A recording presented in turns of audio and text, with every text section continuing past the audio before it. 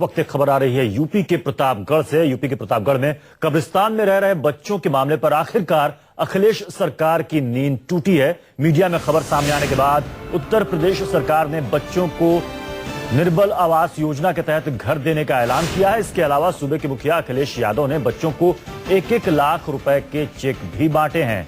आपको बता दें कि हाल ही में यूपी के प्रतापगढ़ में एक हैरान करने वाली खबर सामने आई थी, जहां 5 बच्चों को एक गांव से जबरन बाहर निकाल दिया गया था और वो बच्चे कई दिनों से कब्रिस्तान में रहने के लिए मजबूर थे। उन बच्चों को गांव से सिर्फ इसलिए निकाल दिया गया था क्योंकि उनके मां बाप की मौत एड्स जैसी बीमारी से हुई थी।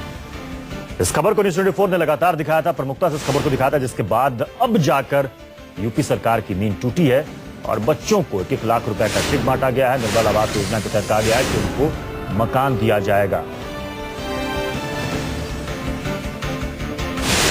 आपको बता दें कि ये 5 मासूम बच्चे पिछले कई दिनों से कब्रिस्तान में ही रहने को मजबूर हैं क्योंकि इनके मां बाप की मौत एड्स से हो गई थी और गांव वालों ने इन्हें यह कहकर गांव से निकाल दिया था कि तुम लोग अगर यहां पर रहोगे तो गांव वालों को भी एड्स हो जाएगा। इतनी दकियानुसी विचारों के साथ में बाहर किया गया था। सवाल यह भी है कि आखिर इतनी देर से नींद क्यों टूटी प्रशासन की और सरकार की।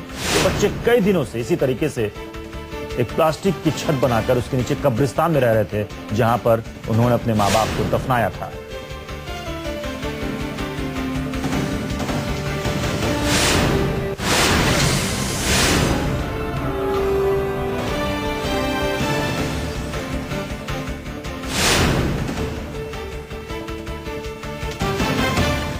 बहुत बहुत बुरी बात है, बहुत दुख की बात है और बहुत शेमफुल बात है कि अभी भी हम अपने बच्चों को ऐसे डिस्क्रिमिनेट कर रहे हैं।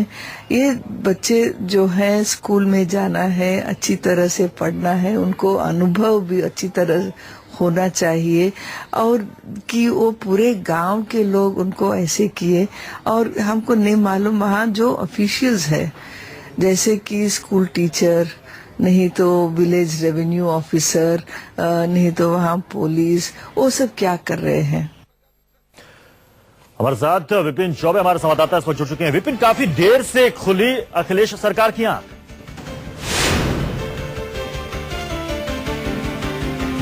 विपिन, बच्चे कितने दिनों से कब्रिस्तान में रह रहे थे लेकिन अब जाकर सरकार की नींद टूटी है।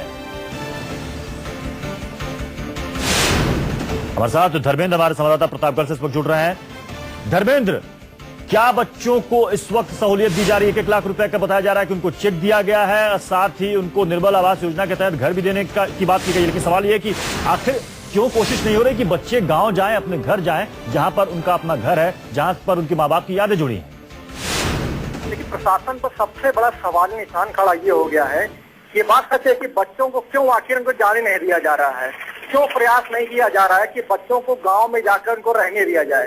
गांव के लोग आज भी बच्चों को मना कर रहे हैं कि बच्चों को गांव में ना रखा जाए ताकि उनके बच्चों को एड्स ना हो जाए। प्रशासन को प्राथमिकता करनी चाहिए थी कि पहले बच्चों को रहने की व्यवस्था देनी चाहिए थी, क्योंकि इस समय बरसात का मौसम है, बारिश लगातार होती रहती है, बच्चे बेचारे कहाँ जाएंगे। वो पन्नी लगाकर किसी तरीके से वहां पर अपना गुजारा कर रहे हैं। प्रशासन को समझ आता है। जी धर्मेंद्र, क्या कोई कोशिश हो रही है या सिर्फ ये कह दिया गया कि निर्बल आवास योजना के तहत आपको एक छत दे दी जाएगी जहां पर आप रह सकते हैं? कोशिश क्यों नहीं हो रही है कि वो वापस गांव जाए? गांव वालों को क्यों नहीं समझाया जा रहा है कि ऐसी कोई बात नहीं है? तो आपको एक बार फिर से बता देते हैं, प्रतापगढ़ का ये मामला है जहां पर 5 बच्चे कई दिनों से कब्रिस्तान में रहने को मजबूर थे क्योंकि गांव वालों ने इन्हें घर से निकाल दिया था और वापस आने से मना कर दिया था।